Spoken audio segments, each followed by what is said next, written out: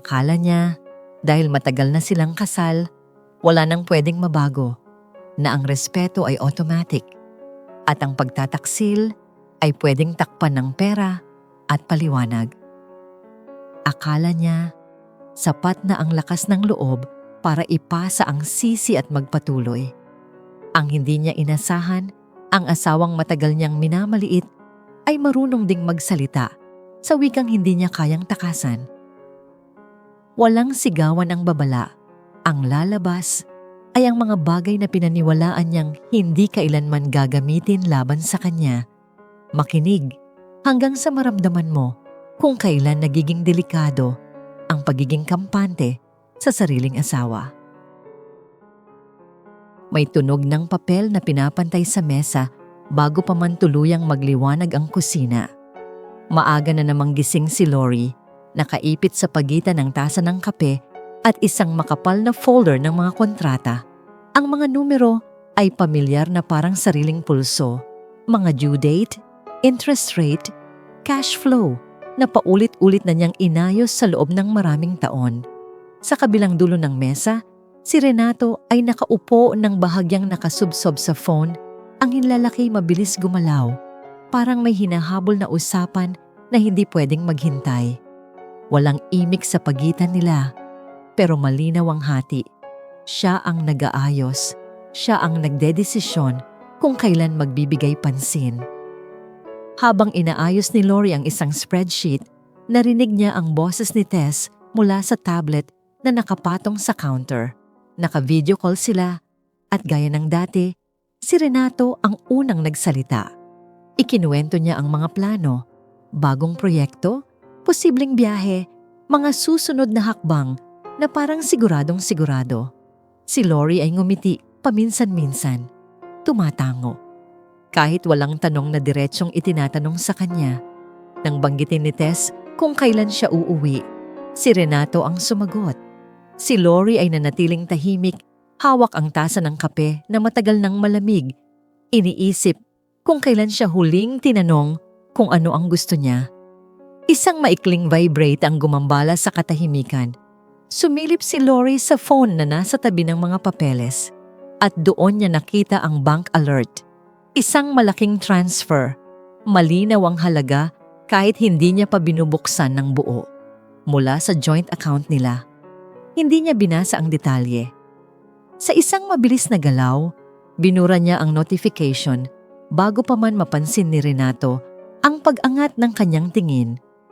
Bumalik siya sa mga papel, mas tuwid ang likod, mas kontrolado ang paghinga na parang sapat na yon para ipagpaliban ang tanong na biglang sumiksik sa isip niya. Kinagabihan, nasa isang restaurant sila kasama ang mga business partners ni Renato. Mahaba ang mesa, puno ng baso at magagaan na tawanan. Si Renato ang sentro ng usapan, pinupuri ang diskarte, ang tapang, ang galing makipagnegosasyon. May isang nagtaas ng baso at nagsabing, "Hindi magiging ganito kalaki to kung wala ka." Nang banggitin si Lori, ngumiti ang isa at sinabing, "Of course, nariyan ang support system." Parang may dumaan na malamig na hangin sa likod ni Lori. Ngumiti siya, nagpasalamat, kahit ramdam niyang lumiit ang espasyong para bang kanya. Pag-uwi nila, napansin niyang may isa na namang phone si Renato sa bulsa. Mas bago, mas makintab. Sinubukan niyang hawakan, pero agad itong inilipat ni Renato sa kabilang kamay. "Work phone," sabi nito. Sabay lagay sa mesa. Screen down. Maya-maya, kinuha ulit at dinala hanggang sa banyo. May passcode na hindi niya alam. Isang maliit na detalye na dati wala naman. Tinandaan niya yon, hindi bilang ebidensya, kundi bilang bahagi ng bagong ayos na unti-unting nabubuo sa paligid niya. Sa gabi, habang nagbibihis si Renato para matulog, ikinuwento nito ang pagod sa trabaho, mga meeting na walang katapusan, mga problemang siya lang daw ang kayang ayusin. Tahimik na inayos ni Lori ang mga damit na huhubarin nito. Tinupi ng maingat, inilagay sa tamang lugar. Hindi siya nagtanong. Matagal na niyang natutunan na ang ilang tanong ay may presyo, at hindi lahat ay handa niyang bayaran sa gabing iyon. Nang mapansin ni Renato ang titig niya, napangiti ito ng bahagya at nagbiro. "Ikaw talaga. Sobrang paranoid mo." Sinabi iyon na parang lambing, parang biro lang. Tumawa si Lori ng mahina. Sapat lang para magmukhang kasali sa biro. Pero may kirot na hindi niya ipinakita. Isang pakiramdam na parang may bahagyang nabawas. Hindi sa tiwala lang, kundi sa sarili niyang pakiramdam ng lugar sa buhay na matagal na niyang tinayuan. Nang patayin ang ilaw, nakahiga silang magkatabi pero may distansyang hindi masukat ng kamay. Sa dilim, iniisip ni Lori ang mga papeles na nakaayos na sa mesa, ang alert na binura, ang mga salitang hindi nasabi. Normal pa rin ang lahat kung titingnan sa labas, pero sa loob niya, may malinaw na pakiramdam na may timbang ang bawat katahimikan at hindi ito balanse. May sandaling huminto ang kubyerto sa ere nang marinig ni Lori ang pangalan. Hindi ito binanggit ng direkta, kundi isiniksik sa isang pabulong na biro sa dulo ng mesa. Sapat lang para marinig ng mga malalapit. "Si Mia nga raw ang galing mag-asikaso," sabi ng isang boses na may kasamang mahinang tawa. Walang masamang intensyon sa tono. Parang normal na chismis lang sa pagitan ng mga magkakakilala. Pero ramdam ni Lori ang pag-ikot ng hangin sa paligid, ang biglang pagbagal ng usapan na parang may maling nasabi. Nasa birthday dinner sila ng isang matagal ng kaibigan. Maliwanag ang ilaw ng restaurant, may mga lobo sa isang sulok, may cake na hindi pa hinihiwa. Kanina lang, masaya ang usapan, mga alaala ng kabataan, trabaho, anak. Pero matapos banggitin ang pangalan, may kakaibang katahimikan ang bumalot sa mesa. May nag-ubo, may biglang nag-check ng phone, may tumingin sa ibang direksyon. Doon napansin ni Lori ang mga tingin, hindi diretso, hindi rin ganap na umiiwas. Parang may alam na hindi niya kasama. "Lori," sabi ng isang kakilala. Bahagyang lumapit, mababa ang boses. "Okay lang ba kayo ni Renato?" Mabilis ang tanong, pero mas mabilis ang pag-atras. Sorry, wala yon." Dagdag agad, sabay pilit ng ngiti. Tumango si Lori. Automatikong reaksyon, kahit may kung anong kumurot sa dibdib niya. Hindi dahil sa tanong mismo, kundi dahil sa katotohanang may nag-isip na itanong yon, na parang may dahilan para mag-alala. Tinapos niya ang pagkain kahit wala na siyang gana. Sumabay siya sa tawanan, nagbigay ng regalo, nagpaalam ng mas maaga kaysa sa plano. Hindi siya galit, hindi rin siya nagmamadali. Ang pakiramdam niya, unti-unting lumiit ang upuan na inuupuan niya sa mundong yon. Habang naglalakad palabas ng restaurant, narinig pa niya ang usapan na muling bumalik sa normal. Parang may pansamantalang aberya lang na nalampasan na. Sa sasakyan, tahimik ang biyahe pa uwi. Hindi niya binuksan ang radyo, hindi niya tinignan ang phone. Nakatingin lang siya sa ilaw ng mga poste na dumadaan, isa-isa. Parang mga marka ng oras na hindi niya namalayan. Pagdating sa bahay, hindi niya hinintay si Renato. Pumasok siya, nagtanggal ng sapatos, at dumiretso sa sala na matagal na niyang hindi tinatambayan ng mag-isa. Nandoon pa rin ang wedding photo nila, nakasabit sa dingding. Pareho silang nakangiti sa larawan.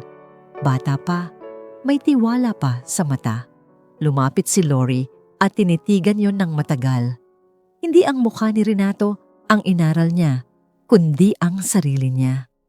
Ang babaeng may tuwid na likod, malinaw ang tingin, walang bakas ng pag-aalinlangan. Hinaplos niya ang frame, hindi bilang alaala ng kasal, kundi bilang paalala ng kung sino siya noon. Hindi siya umiyak, wala ring galit na pumutok. Mas mabigat ang pakiramdam ng unti-unting pagbawas. Parang may dahan-dahang kumukuha ng isang bagay na hindi mo namamalayang mahalaga pala. Umupo siya sa sofa. Tahimik, hinayaang dumaan ang oras nang walang ginagawa. Sa katahimikan, malinaw ang isang pakiramdam. May nawala. At hindi niya alam kung kailan eksaktong kinuha. Kinabukasan, pumasok siya sa opisina ng negosyo na parang dati.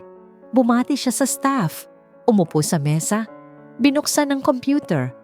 Ang mga file ay nandoon pa rin.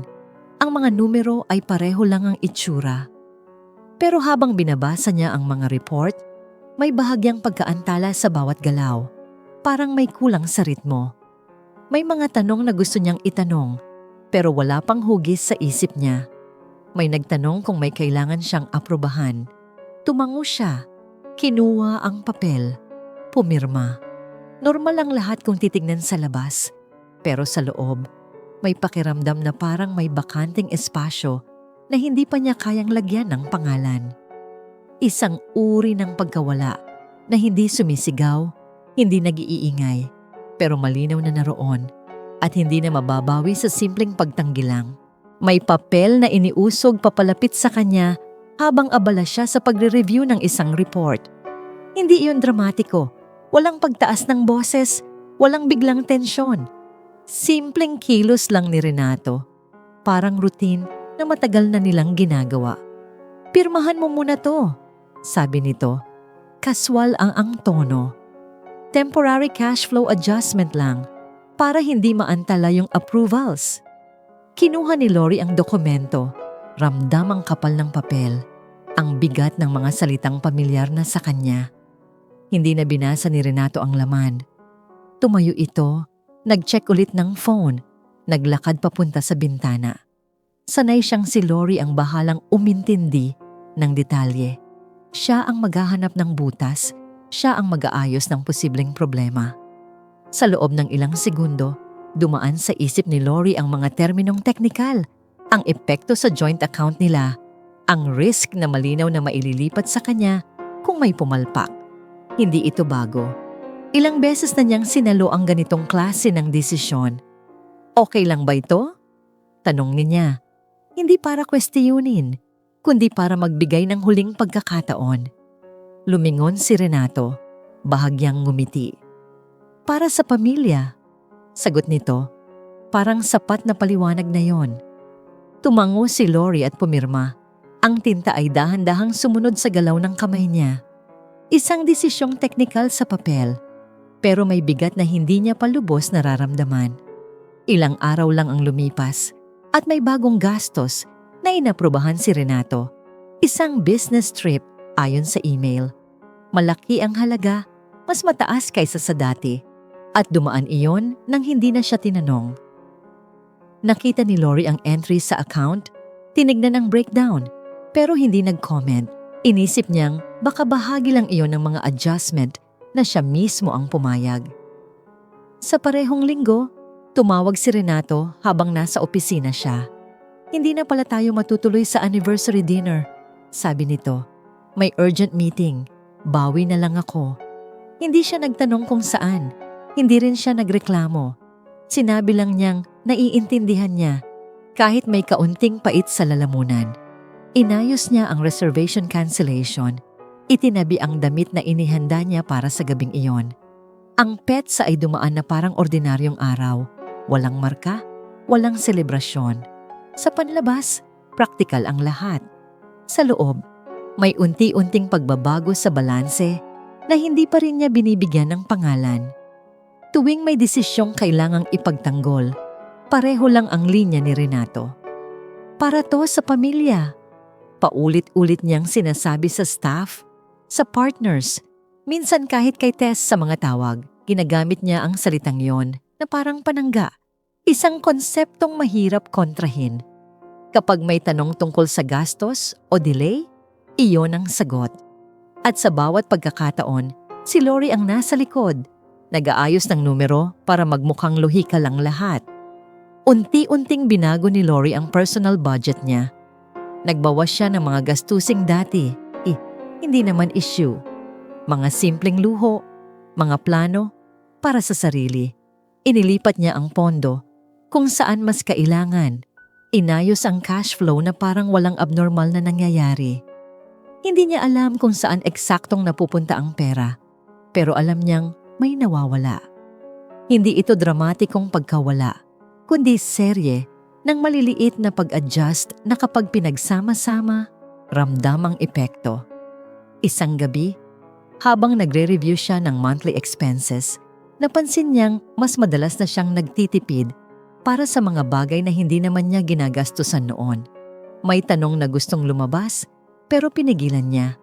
Hindi pa niya kayang ipagsama-sama ang mga piraso. Sa halip, isinara niya ang laptop, inayos ang mesa at tinignan ang oras. Malapit nang umuwi si Renato at alam niyang pagdating nito, pagod na naman ang magiging tema ng usapan. Pagdating ni Renato, ikinuwento nito ang haba ng araw, ang bigat ng responsibilidad. Tumango si Lori. Nagtanong kung gusto nitong kumain. Walang banggit sa dokumentong pinirmahan, sa gastos, sa kanseladong dinner. Ang katahimikan ay parang kasunduan. Hindi malinaw, pero pareho nilang sinusunod.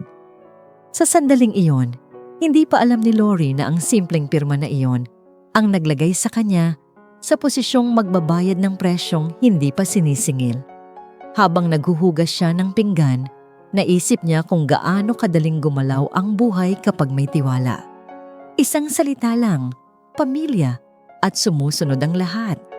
Hindi niya alam na sa likod ng salitang iyon, may desisyong unti-unting humuhubog ng direksyong hindi na niya basta mababago. At sa katahimikan ng gabing iyon, ang kasinungalingan ay hindi na lamang iniisip. Ito ay aktibo ng gumagalaw. May baso ng tubig na may manipis na hiwa ng lemon sa gilid ang unang gumalaw sa mesa. Marahang umalog ng ilapag ni Renato ang kamay niya. Nasa hotel lounge sila, tahimik pero elegante. May musikang halos hindi marinig at ilaw na sapat lang para magmukhang pribado ang bawat usapan. Si Mia ay nakaupo sa tapat niya, nakaayos, kampante ang kilos, parang sanay na sa ganitong tagpuan.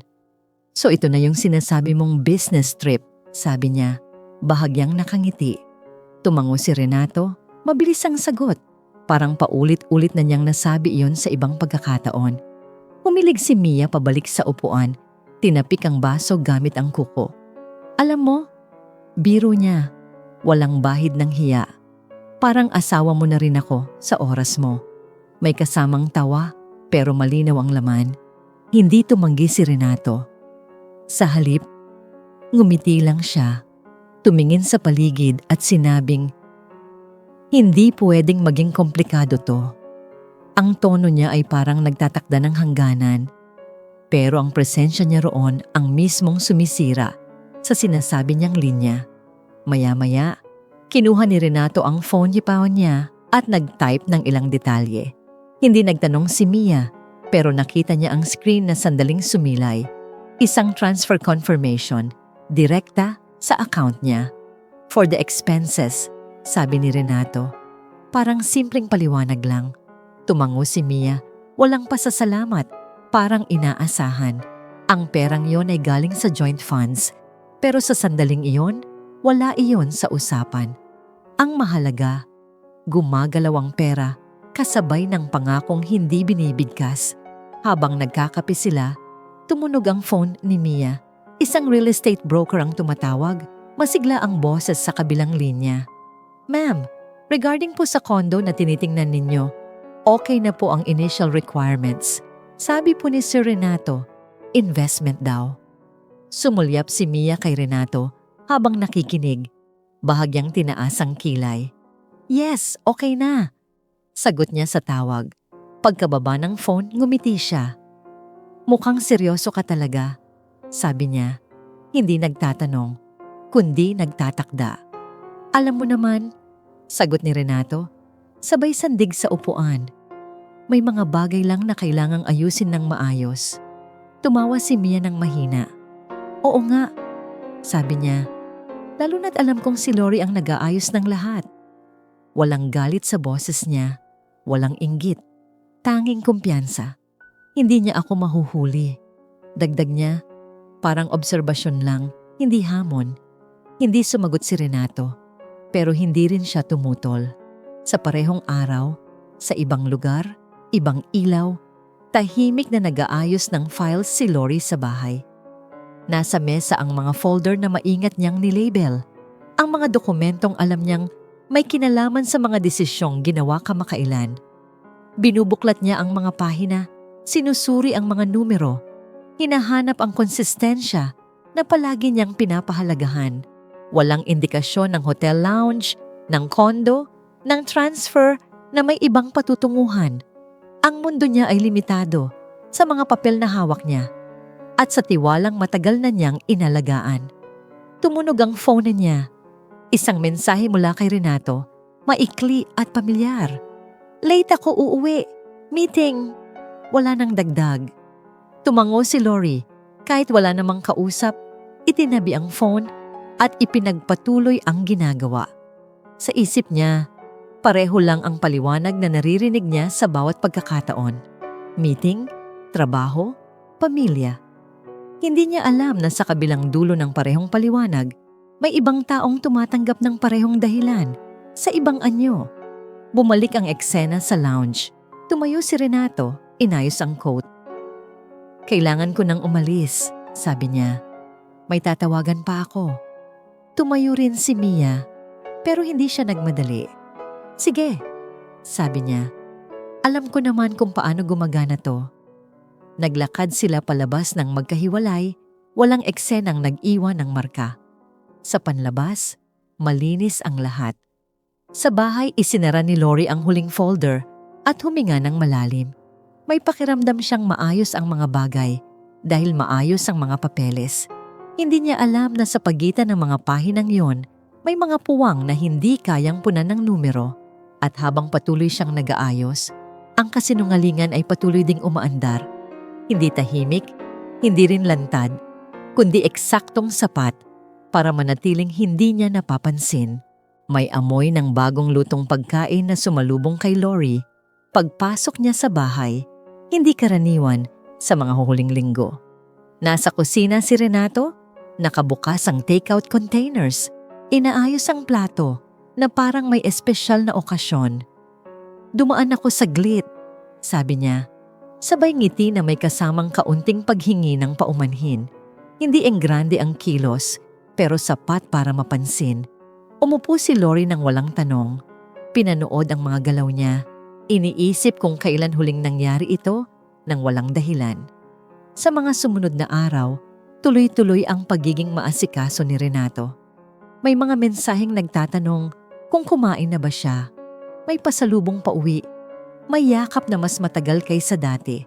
Isang gabi, habang nag-aayos sila ng mesa, sinabi ni Renato na babawi siya kapag natapos na ang proyekto. Magbabakasyon tayo, sabi niya. Diretso ang tingin. Ikaw at ako lang, matagal na yon. Tumango si Lori, may bahagyang pag-angat ng dibdib na hindi niya inaasahan. Tumunog ang phone niya kinabukasan. Isang mensahe mula kay Tess. Masaya ang tono, may kasamang emojis. Sabi ng anak niya, halata raw sa mga tawag na mas maayos na ang parents niya. Nakakagaan ng loob, dagdag ni Tess. Binasa yun ni Lori ng 2 beses, hindi dahil sa duda, kundi dahil sa bigat ng responsibilidad na kaakibat ng pagiging ina. Kung ganito ang nakikita ng anak nila, marahil may saysay ang katahimikan. Isang hapon, hinugot ni Lori mula sa cabinet ang lumang travel folder na matagal nang hindi nabubuksan. May mga ticket stubs, itinerary na may petsang lumipas na, at mga larawan ng mga lugar na minsan nilang pinuntahan. Inayos niya ang laman, pinunasan ng alikabok, at nagdagdag ng bagong plastic sleeves. Habang ginagawa iyon, iniisip niya kung posible pa bang bumalik sa ganitong klaseng plano. Yung hindi kailangang ipaliwanag, hindi kailangang pagdudahan. Hindi niya sinabing umaasa siya, pero hindi rin niya itinulak palayo ang ideya. Lumipas ang 1 linggo na walang late night calls si Renato. Walang biglaang alis, walang dahilan na kailangan niyang ipaliwanag. Umuuwi ito sa oras, kumakain sila ng sabay, nag-uusap tungkol sa mga simpleng bagay, traffic, trabaho, mga balitang hindi masakit pag-usapan. Sa bawat gabing ganoon, mas madaling huminga si Lori. Tinanggap niya ang katahimikan bilang senyales ng pagbuti, hindi ng kung anong paparating. Parang may pahinga ang isip niya mula sa mga tanong na matagal na niyang binibitbit. Isang gabi, habang nanonood sila ng lumang pelikula, Napansin ni Lori na mas madalas tumingin si Renato sa kanya. Hindi iyon mapang-usisa, kundi parang sinusukat kung naroon pa rin siya. "Pagod ka ba?" tanong nito. Umiling si Lori. Hindi niya alam kung pagod ba ang nararamdaman niya o simpleng pagluwag. Sa sandaling iyon, hinayaan niyang maniwala na baka sapat na ang pagbabagong yon, na hindi lahat ng katahimikan ay babala. Sa likod ng lahat ng yon, may mga papeles na pumirmahan si Renato sa opisina. Walang abiso, walang konsultasyon. Isang bagong kontrata ang isinara. Mas malaki ang saklaw, mas mataas ang commitment. Hindi na niya isinama si Lori sa discussion. Hindi na rin niya ipinasa para i-review. Sa isip niya, mas madali kung siya na lang ang magdesisyon. Hindi niya inisip na ang pagiging maasikaso sa bahay ay kasabay ng pagiging sarado sa trabaho. Isang umaga, nakita ni Lori ang email notification sa screen ni Renato nang saglit lang. Isang subject line na hindi niya nabasa ng buo. Hindi niya tinanong. Sa halip, ipinagpatuloy niya ang pag-aayos ng travel folder. Isinara ito at ibinalik sa cabinet. Sa panlabas, maayos ang lahat. Sa loob, may manipis na linya sa pagitan ng pag-asa at pag-iingat na hindi pa niya tuluyang tinatawid. Habang naghahanda sila para matulog, sinabi ni Renato na magiging busy siya sa susunod na mga linggo. Pero pagkatapos nito, dagdag niya, "Tayo na." Tumango si Lori, humiga sa kama at pinikit ang mata. Pinili niyang hawakan ang pangakong yon, kahit hindi pa niya alam kung gaano ito kabigat. Sa katahimikan ng gabing iyon, ang pakiramdam ng seguridad ay parang kumot, mainit, pero maaaring hatakin anumang oras. May tunog ng printer na tuloy-tuloy ang paglabas ng papel habang itinutulak ni Renato ang upuan palapit sa mesa. Hindi siya nag-aksaya ng oras sa paliwanag. "Kailangan nating ayusin to," sabi niya, sabay turo sa isang stack ng documents. Restructuring lang ng ilang kumpanya para mapabilis ang approvals. Direktang nakatuon ang tingin niya sa mga pahina, hindi kay Lori, na para bang technical lang ang lahat at walang emosyonal na kasamang desisyon. Kinuha ni Lori ang mga dokumento at mabilis na binasa ang headings. Pamilyar ang estilo. Legal, maingat, may mga salitang idinisenyo para magmukhang simple ang komplikado. Sa unang pasada pa lang, nakita na niya ang balangkas. Kapag may pumalpak, sa kanya mapupunta ang legal control. Isang safety net na sa papel ay praktikal, pero sa realidad ay mabigat ang kapalit. Tumingin siya kay Renato. "Alam mo bang babagsak sa akin to kapag may nagkaproblema?" Tanong niya. Kalmado ang boses. "Normal lang yan," sagot ni Renato. Sabay kumpas ng kamay. "Ikaw naman ang marunong humawak ng ganito. Para rin to sa atin." Hindi siya naghintay ng pagtutol. Tumayo siya para sumagot ng tawag. Iniwang bukas ang mga papel sa harap ni Lori na parang hinihintay ang desisyon. Walang pilit, walang pressure, pero malinaw ang direksyon. Kinabukasan, nakaupo si Lori sa isang tahimik na conference room kasama si Carlos. Walang maliit na usapan, walang paligoy-ligoy. Binasa ni Carlos ang mga dokumento ng mabagal. May mga sandaling huminto para magtanong ng detalye. "Legal to," sabi niya sa huli. Diretso ang tingin. "Pero kapag pumirma ka, ikaw ang hahawak ng lahat kapag nagkaproblema. Sigurado ka ba?" Hindi agad sumagot si Lori. Nakatingin siya sa mesa, sa linya ng kahoy na paulit-ulit ang pattern. Parang naghahanap ng malinaw na palatandaan. "Hindi ko alam kung sigurado," sabi niya sa wakas. "Pero alam kong kailangan." Tumango si Carlos, hindi bilang pagsang-ayon, kundi bilang pag-unawa. Inilapit niya ang mga dokumento. "Kung ganon," sabi niya, "siguraduhin mong handa ka sa anumang kasunod." Walang babala sa tono, tanging katotohanan. Sa araw na yon, bumalik si Lori sa opisina at pinirmahan ang final documents. Isa-isa, malinaw ang pirma. Walang panginginig ang kamay. Hindi ito galit, hindi rin tapang. Isang uri ng tahimik na pagtanggap na may mga desisyong hindi na pwedeng ipagpaliban.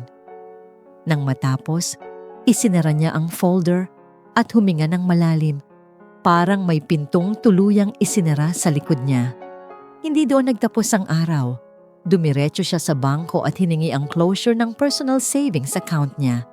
Tahimik ang teller habang inaasikaso ang papeles. Inilipat ni Lori ang pera sa hiwalay na trust. Malinaw ang instructions, walang paliwanag na ibinigay. Hindi ito paghahanda sa digmaan, kundi pagtatayo ng hangganan na matagal na niyang ipinagpaliban. Nang lumabas siya ng bangko, ramdam niya ang bigat ng hakbang. Mas mabagal, mas may dalang pa siya. Pagsapit ng gabi, magkatabi silang kumain ni Renato. May mga detalye itong ikinuwento tungkol sa araw niya. Mga meeting na matagumpay daw. Nakinig si Lori. Sumagot kung kailangan, pero hindi na siya nagdagdag. Nang matapos silang kumain, tumingin si Renato sa kanya. Parang may gustong tiyakin. Nagtitiwala ka pa ba sa akin? Tanong niya. Direkta, walang biro. Hindi umiwas ng tingin si Lori. Oo, sagot niya. Malinaw ang boses. Hindi yun kasinungalingan, pero hindi rin buong katotohanan. Isa itong sagot na sapat para sa sandaling iyon, sapat para magpatuloy ang lahat ng walang gulo. Tumango si Renato, parang nabunutan ng tinik, at bumalik sa phone niya. Nang humiga sila sa kama, nakatingin si Lori sa kisame. Walang malalim na monologo, walang pag-iyak. Ang malinaw lang ay ang pakiramdam na may nilampasan na siyang linya. Ang mga desisyong ginawa niya ay hindi na pwedeng ibalik sa pagiging simple. Sa labas, tahimik ang gabi. Sa loob niya, may bagong bigat. Hindi takot, kundi kaalaman. Mula sa puntong yon, alam ni Lori na wala nang madaling balikan. Hindi dahil sa isang pirma lang, kundi dahil sa lahat ng piniling huwag tanungin, huwag ihinto, huwag atrasan. Ang mga hakbang na ginawa niya ay tahimik, legal, at permanente. At kahit wala pang bumabagsak, ramdam na niya ang direksyong tinatahak ng mga bagay. Isang landas na hindi na basta-basta mababago kapag nagsimulang gumulong. May tunog ng mga papel na bumagsak sa mesa nang ilapag ni Lori ang folder sa harap ni Renato. Hindi siya sumigaw, hindi rin siya umiyak. Diretso ang likod niya, malinaw ang kilos. Parang sanay na sa ganitong uri ng paghaharap. Kailangan nating pag-usapan to, sabi niya, sabay turo sa mga numero na naka-highlight. Hindi nagtutugma ang cash flow, may nawawala. Umangat ang kilay ni Renato, parang nabigla hindi sa tanong, kundi sa lakas ng loob na itanong yon. Anong sinasabi mo? Sagot ni Renato. Agad nag-defensive ang tono. Umupo siya ng mas tuwid, kinuha ang folder. Tinignan ng mabilis ang laman na parang may hinahanap na butas. Lahat yan accounted for. Ikaw ang nag-aayos niyan, di ba? Hindi siya tumingin kay Lori habang sinasabi iyon. Parang sinasabi niyang ang problema ay technical lang. At kung may mali, hindi iyon galing sa kanya. Hindi umatras si Lori. May mga gastos na hindi dumaan sa usual process, sabi niya. Kontrolado ang boses.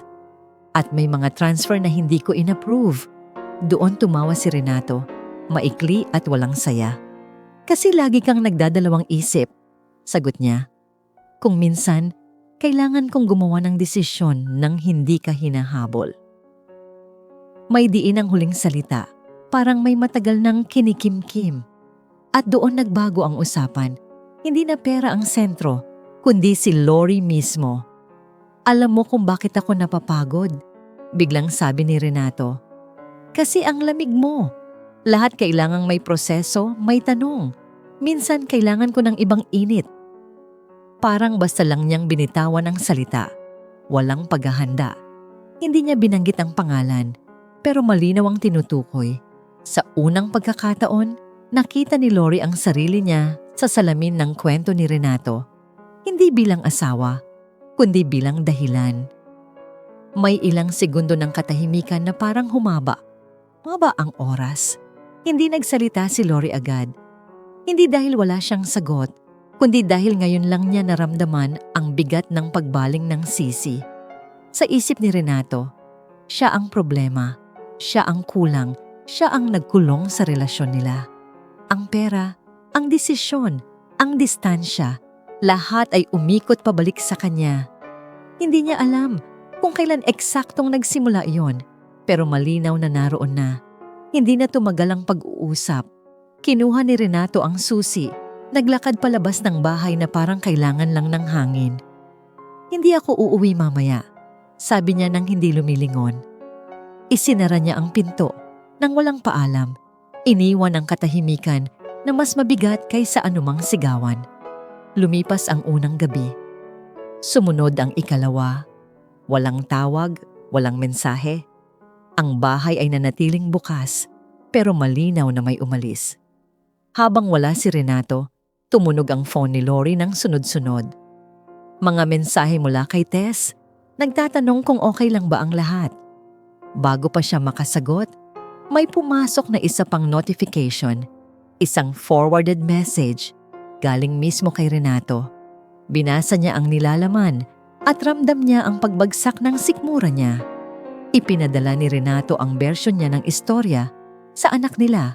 May tension daw, may hindi pagkakaintindihan, may mga desisyong mahirap ipaliwanag, walang kabit sa kwento, walang pera, tanging imahe ng isang amang nahihirapan.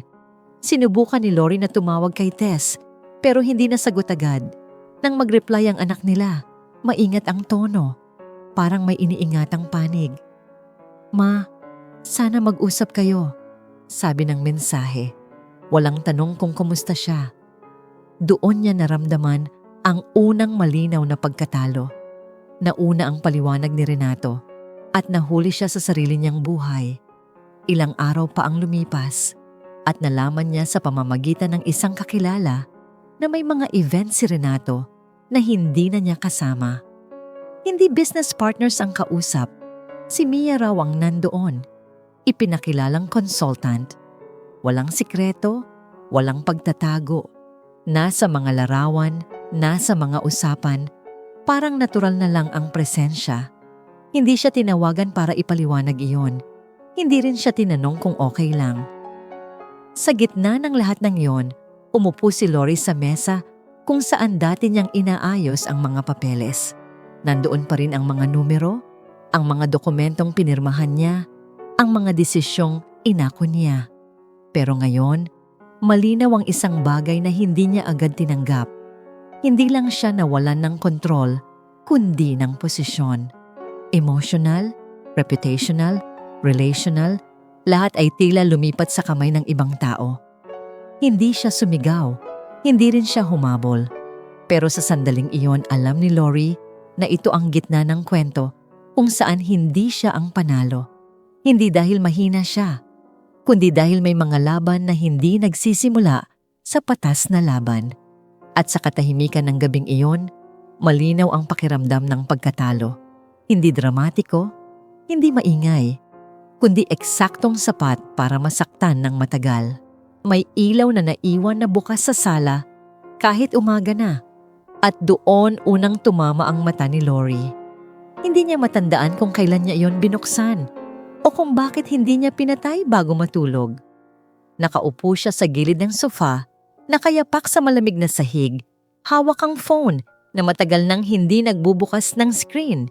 Ang bahay ay pareho pa rin ang ayos. Ang mga frame sa dingding, ang mesa sa gitna. Pero may pakiramdam siyang parang may maling nakapwesto, parang may lumihis na bahagi ng espasyong dati niyang kabisado. Paulit-ulit na bumabalik sa isip niya ang mga huling sinabi ni Renato.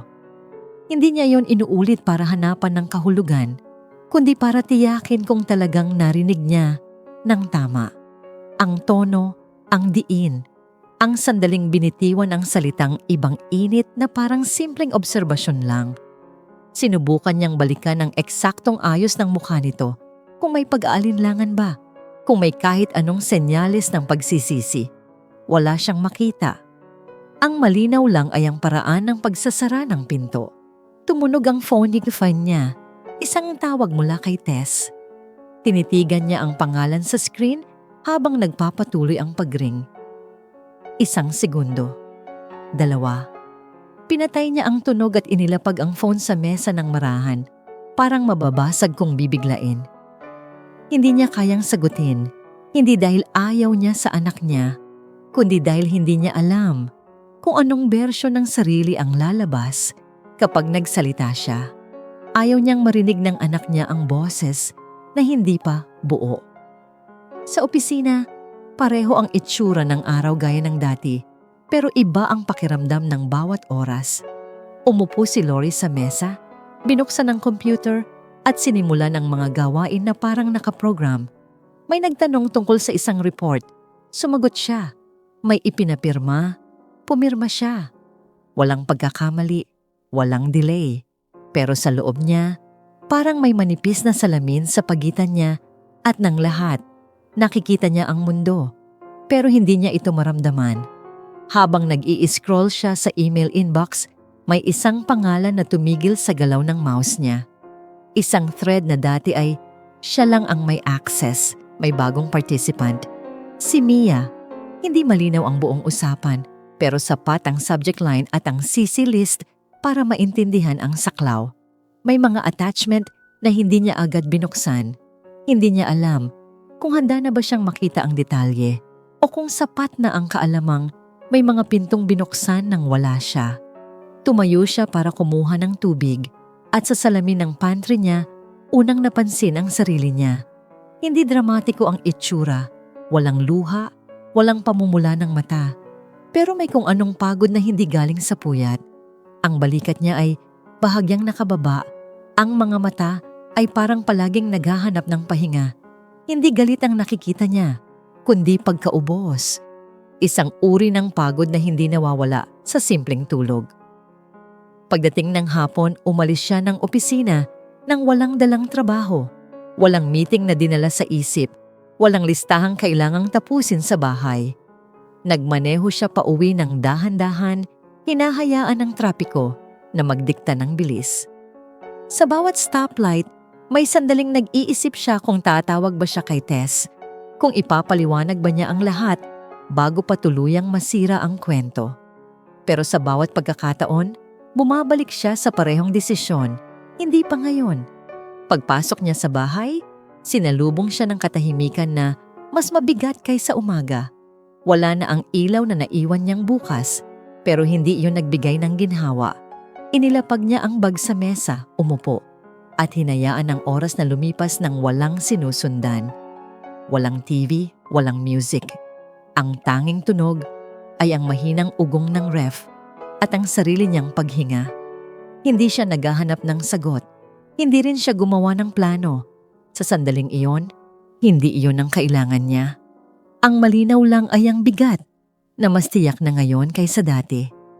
Isang pakiramdam na parang may nahulog sa loob niya at hindi niya alam kung paano ito iaahon. Nang humiga siya sa kama, ng gabi ring iyon, hindi niya isinara agad ang mata. Hindi dahil sa takot, kundi dahil alam niyang paggising niya, pareho pa rin ang bahay at pareho pa rin ang kawalan ng direksyon. Ngunit sa gitna ng pagkalito, may isang bagay na malinaw. Hindi na siya bumabalik sa dati, kahit hindi pa niya alam kung saan siya papunta. May isang report na naiwan sa gilid ng mesa, hindi minarkahan bilang urgent, hindi rin naka-flag bilang problema. Isang casual audit summary lang. Routine, pang-check ng compliance. Kinuha yon ni Lori habang nag-aayos ng mga papeles. Balak sanang silipin lang. Pero habang binabasa niya ang unang pahina, may kakaibang pakiramdam na parang may umuulit na hugis ang mga numero. Hindi mali. Hindi rin tahasang iligal. Pero may pattern na paulit-ulit, tahimik, at masyadong pamilyar para baliwalain. Habang sumusulong siya sa report, napansin niya ang timing ng mga galaw. Mga loan na pumasok bago magka-delay ang permits, mga gastos na lumitaw bago ang mga restructuring.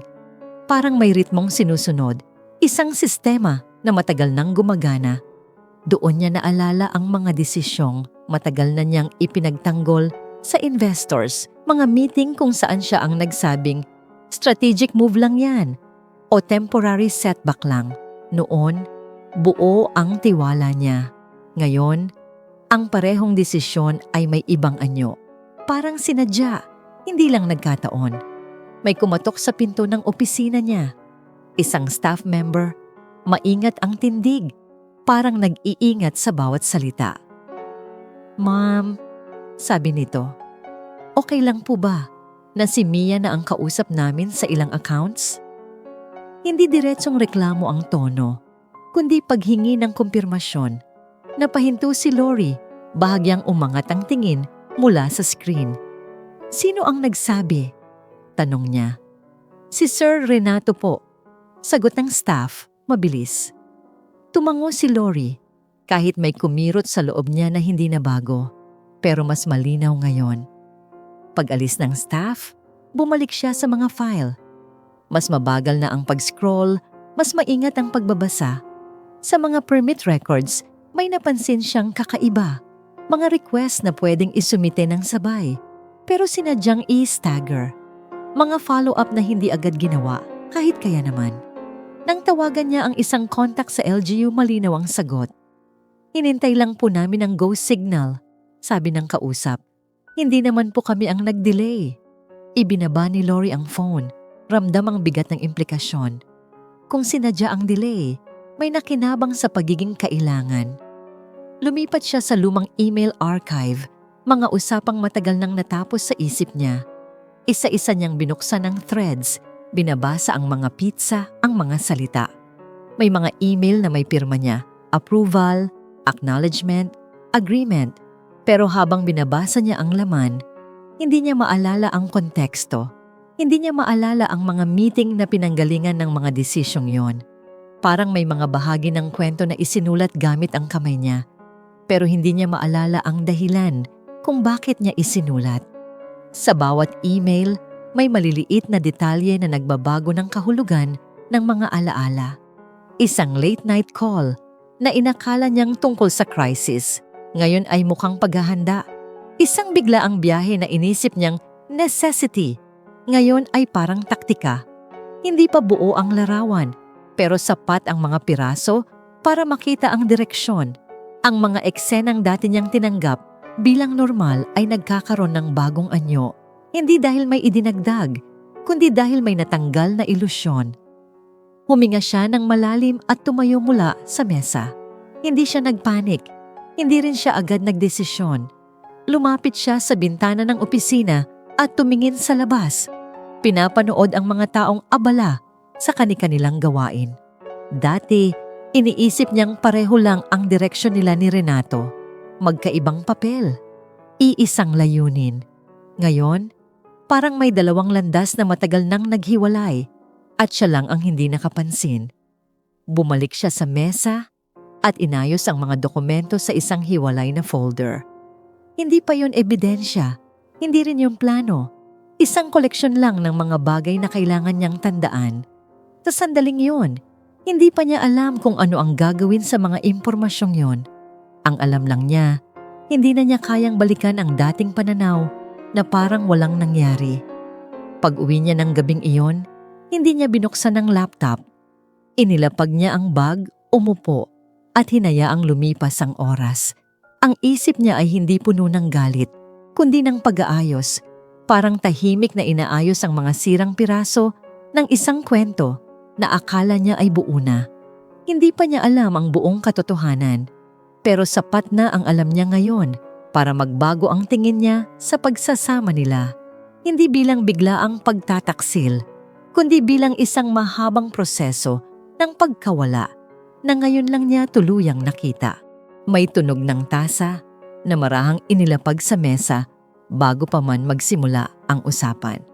Nasa isang maliit na cafe si Lori, nakaupo sa tapat ni Carlos na tahimik lang nagbubukas ng folder. Walang plano sa mesa, walang listahan ng hakbang. "Gusto ko lang malaman kung ano ang posible," sabi ni Lori, diretso, parang inuubos ang lakas sa bawat salita. Tumango si Carlos, hindi nagulat, parang matagal na niyang inaasahan ang ganitong tanong. Hindi siya humingi ng paghihiganti. Hindi rin niya binanggit si Renato o ang ibang babae.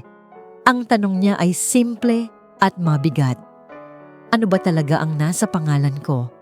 Binuksan ni Carlos ang mga dokumento at sinimulang ipaliwanag ang mga legal na saklaw, mga kumpanya, mga account, mga responsibilidad na nakapaloob sa mga pinirmahan niya. Walang dramatikong reaksyon si Lori. Nakikinig lang siya. Sinusundan ang daloy ng impormasyon na parang inaayos ang mapa ng isang lugar na ngayon lang niya tunay na tinitingnan. May hawak ka, sabi ni Carlos sa huli. Maingat ang tono. Pero may kapalit. Pagbalik niya sa opisina, hindi siya naghintay ng lakas ng loob. Binuksan niya ang mga files at sinimulan ang formal review ng mga kumpanya. Isa-isa, walang shortcut. Hindi niya gusto ang nakikita, pero hindi rin siya umiwas. May mga kontratang kailangan niyang basahin ng buo. May mga figure na kailangan niyang kumpirmahin. Sa bawat pahina, may pakiramdam na parang unti-unting humihigpit ang hawak niya sa manibela ng isang sasakyang matagal na niyang sinasakyan bilang pasahero. May mga desisyong dumating sa mesa niya na dati ay kusang loob niyang ibinibigay kay Renato. Ngayon, hinihintay ang pirma niya. Isang approval dito, isang acknowledgement doon. Wala siyang talumpati sa sarili, walang deklarasyon ng tapang. Pinirmahan niya ang kailangang pirmahan dahil iyon ang kailangan para umusad ang mga bagay. Ang kilos niya ay hindi mabilis, pero tuloy-tuloy. Parang paglakad sa madilim na hallway na walang kasiguruhan kung saan lalabas. Nagbukas siya ng email at nagsimulang magsulat sa ilang investors. Maikli, professional, diretso sa compliance, walang babala, walang pagtatanggol. Ipinaalam lang niya ang mga proseso, ang mga review na ginagawa, ang mga hakbang na naaayon sa regulasyon. Habang pinipindot niya ang send, wala siyang naramdamang ginhawa. Pero may malinaw na pakiramdam na ginagawa niya ang tungkuling matagal na niyang inako, kahit hindi niya pinili ang dahilan kung bakit kailangan. Sa bahay nagsimula siyang mag-alis ng ilang personal na gamit ni Renato. Hindi ito dramatikong pagwawalis. Kinuha niya ang mga damit na bihirang isuot, inilagay sa kahon at itinabi sa isang sulok. Tinanggal niya ang ilang gamit sa banyo, hindi dahil ayaw na niyang makita, kundi dahil kailangan niya ng espasyo para huminga. Walang galit sa bawat galaw, tanging praktikalidad. Ang bahay ay unti-unting nagbabago ng anyo, hindi bilang pahayag, kundi bilang pangangailangan. Isang gabi, nakaupo siya sa sahig ng kwarto, nakaharap sa mga kahon. Huminto siya sandali, hindi para umiyak, kundi para ayusin ang hininga. Hindi niya alam kung tama ang mga ginagawa niya. Hindi rin niya alam kung saan ito hahantong. Ang malinaw lang ay hindi na siya pwedeng manatili sa dating ayos na parang walang nangyari. Ang paggalaw niya ay hindi galing sa lakas, kundi sa kawalan ng ibang direksyon. Kinabukasan, bumalik siya sa opisina at ipinagpatuloy ang review. May tumawag na supplier, may nagtanong na staff. Sumagot siya ng maayos, walang emosyonal na bigat sa boses. Ang mga oras ay lumipas na parang normal na araw ng trabaho, pero may bagong uri ng pagod na kasama. Hindi pisikal, kundi mental. Hindi siya umaasa na gagaan ng lahat matapos ang bawat hakbang. Ang inaasahan lang niya ay mas malinaw ang susunod. Sa pagtatapos ng araw, isinara niya ang laptop at nanatiling nakaupo sandali. Walang plano para sa susunod na linggo na lampas sa kailangan. Walang pangakong binuo para sa sarili. Ang tanging alam niya, kailangan niyang gumalaw dahil ang hindi paggalaw ay nangangahulugang pagbabalik sa isang lugar na hindi na niya kayang tirhan. At sa tahimik na sandaling iyon, malinaw ang katotohanan. Kumikilos siya, hindi dahil may lakas na natagpuan, kundi dahil may landas na unti-unting lumilitaw. Kahit pa mabigat ang bawat hakbang papunta roon, dumating ang mga email ng halos sabay-sabay, parang ulan na walang babala. May subject lines na formal, may logos ng ahensya, may mga salitang hindi emotional pero may bigat. Review, compliance, request for documents. Sa opisina ni Renato, nagsimulang tumunog ang telepono. Sunod-sunod ang tawag na hindi niya inaasahan. Tumayo siya mula sa upuan, kinuha ang isang folder at tinawag ang assistant para ipasok ang mga dokumentong hinihingi. Wala pang sigaw, wala pang panik, pero may mabilis na paggalaw na hindi na kontrolado. Sa kabilang bahagi ng gusali, binuksan ni Lori ang parehong mga email at tumingin sa listahan ng hinihingi. Tahimik ang kilos niya, diretso ang likod, malinaw ang mata. May mga account na kailangan ng pirma, may mga access na kailangang i-verify. Nang mag-login siya, lumabas ang notification na matagal na niyang inaasahan. Final authority? Active. Hindi ito bagong kapangyarihan. Matagal na itong nasa papel. Ngayon lang ito gumana. Kinuha niya ang phone at nagbigay ng malinaw na instructions. Walang dagdag na paliwanag. Nagkaroon ng emergency meeting sa hapon. Mahaba ang mesa, maraming upuan. Pero masikip ang pakiramdam. Pumasok si Renato na may ngiting sanay magpakalma ng sitwasyon. Nagbiro pa sa simula para paggaanin ang tono. Ngunit habang nagsisimula ang presentasyon, may mga tanong na hindi sumasabay sa dati niyang ritmo. May humingi ng dokumentong wala sa kanya. May nagbanggit ng approval na kailangan ng pirma ni Lori. Sa unang pagkakataon, hindi sapat ang charm. Huminto siya, naghahanap ng sagot, at tumingin sa dulo ng mesa. Si Lori ay nakaupo roon, hawak ang tablet, tahimik pero present. Nang itanong kung sino ang may authority, malinaw ang sagot ng legal team. Si Mrs. Alvarez, sabi ng isa. Walang diin, walang drama. Nagkaroon ng sandaling katahimikan na parang may lumipat na timbang sa silid. Hindi nagsalita si Lori agad. Nang magsalita siya, maikli at malinaw ang mga salita. I-submit natin ang hinihingi, sabi niya, at itigil muna ang anumang hindi documented. Walang emosyon, tanging direksyon. Sa labas ng meeting room, napansin ni Renato na wala si Mia. Tinext niya ito, tinawagan, walang sagot. Maya-maya, may dumating na mensahe, maikli, diretso. I think I should step back. Too complicated.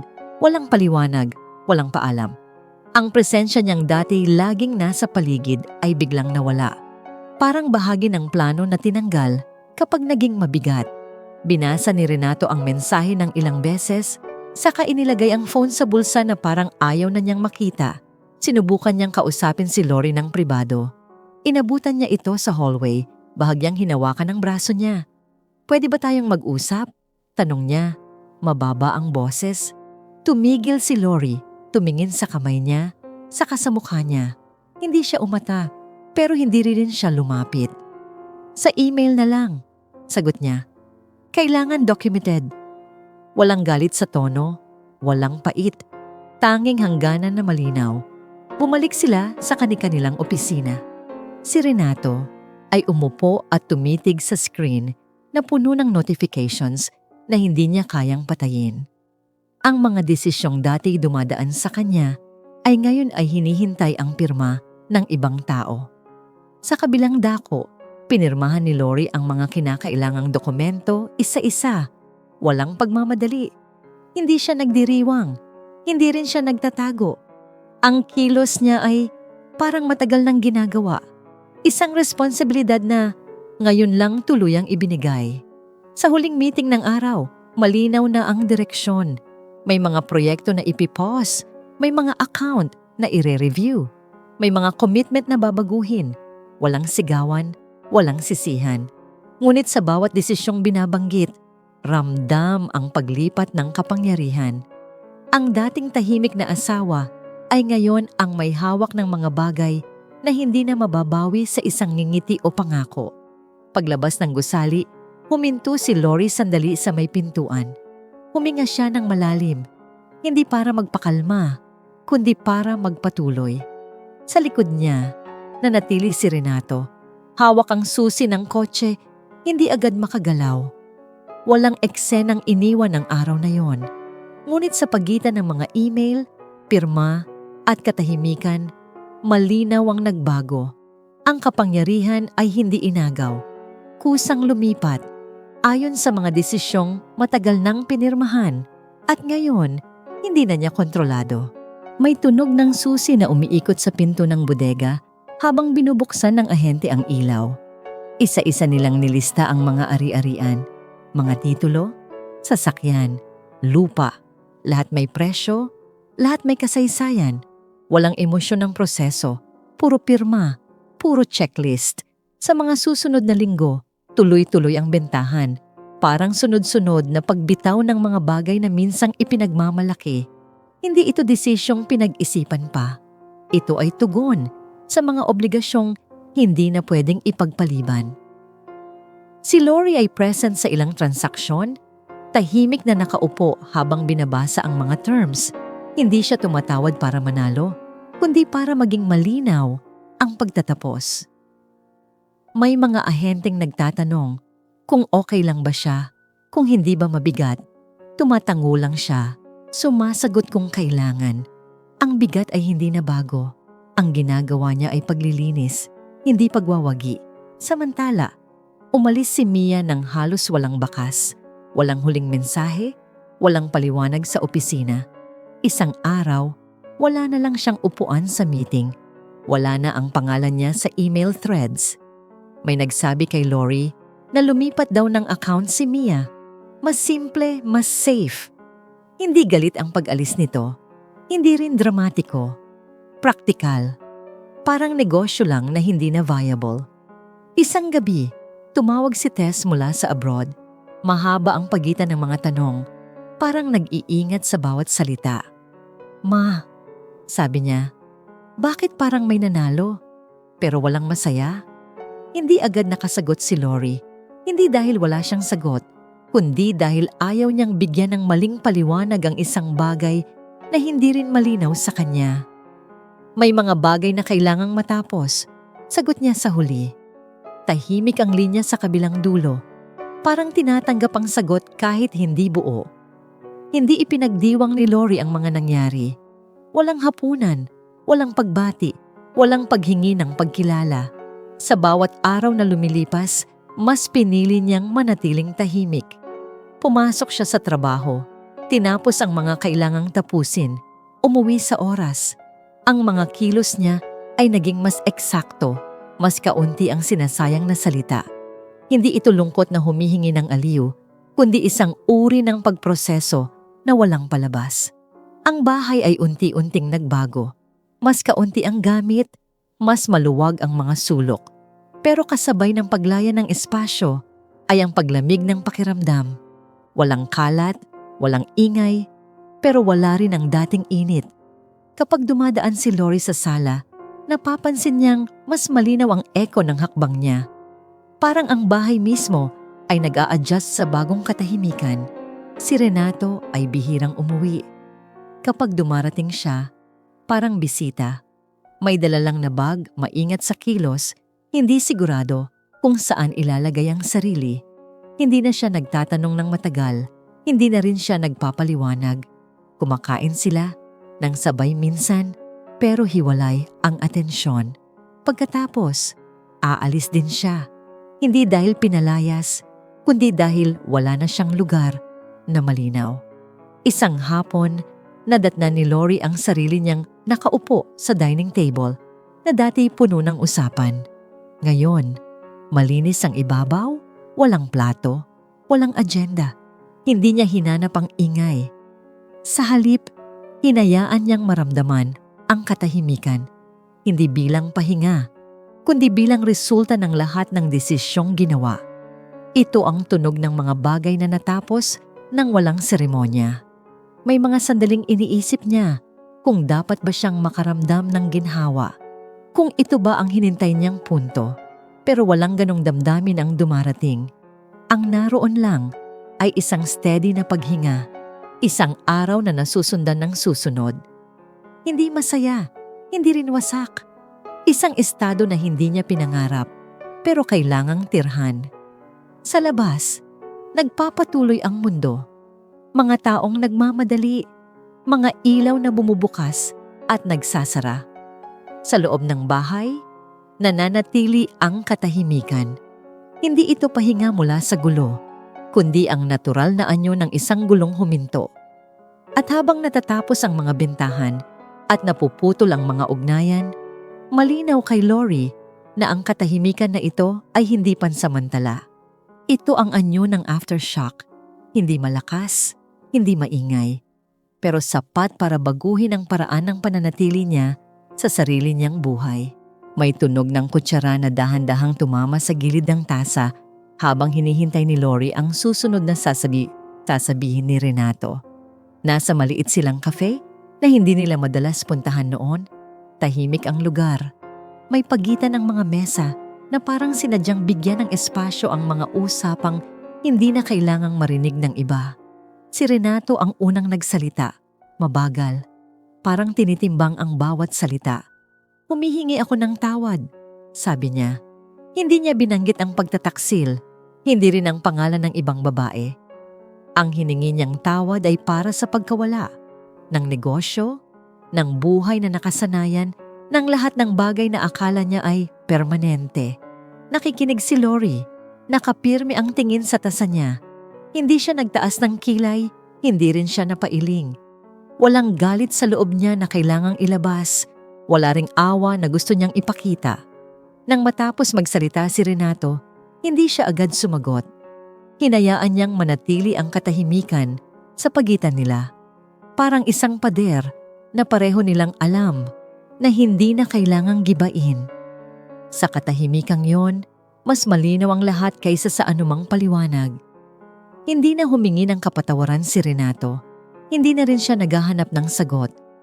Tumayo siya pagkaraan ng ilang sandali, nagpaalam ng maikli at iniwan ang tasa na halos hindi nagalaw. Pinanood siya ni Lori hanggang sa mawala sa pinto. Hindi dahil umaasa pa siya sa anumang sasabihin nito, kundi dahil iyon ang huling eksenang kailangan niyang makita. Wala nang hahabol, wala nang babalikan. Ilang araw pagkatapos noon, nagsimulang mag-impake si Lori. Hindi niya kinuha ang lahat, tanging mga personal na gamit, mga damit na siya mismo ang pumili, ilang libro, at mga bagay na may tahimik na alaala. Iniwan niya ang mga muebles, ang mga dekorasyon, ang bahay na sabay nilang binuo.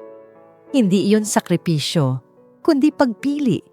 Isinara niya ang pinto nang walang seremonya, walang huling tingin sa loob.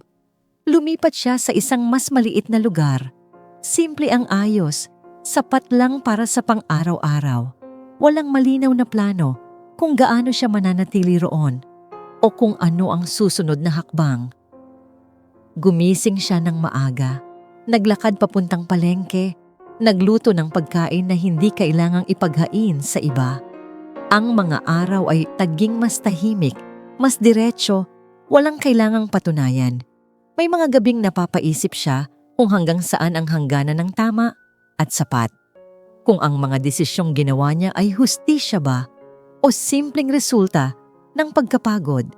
Walang sagot na malinaw na dumarating. Hindi rin niya hinanap ang konklusyon. Ang mga tanong ay nanatiling bukas, parang bahagi ng bagong anyo ng buhay na kailangan niyang tanggapin. Isang umaga, huminto siya sa harap ng salamin habang inaayos ang sarili bago lumabas. Mas malinaw ang mga linya sa mukha niya, mas payapa ang mga mata. Hindi siya bumata, hindi rin siya gumaan. Pero may buo sa tindig niya na dati hindi niya namamalayan. Hindi ito lakas na ipinagmamalaki, kundi katahimikang hindi na kailangang ipagtanggol. Paminsan-minsan, nakakatanggap siya ng mensahe mula kay Tess. Mga simpleng update, mga tanong tungkol sa pang-araw-araw. Sinagot niya ang mga yon ng tapat, walang pagtatago, walang pagsisisi na isinasalin. Hindi niya sinira ang imahe ng ama ng anak niya, pero hindi rin niya binago ang nangyari. Pinili niyang manatili sa gitna ng katotohanan kahit hindi ito komportable. Sa mga huling araw ng kwentong ito, walang malaking tagpo, walang huling pagbabalik. Mayroon lamang isang babae na natutong mamuhay sa katahimikan na hindi na niya tinatakasan. Ang dignidad na ipinaglaban niya ay may kapalit.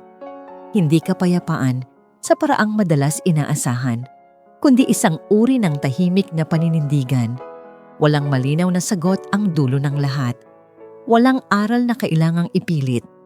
Ang natira ay isang tanong na patuloy na umiikot, hindi bilang sugat, kundi bilang paalala.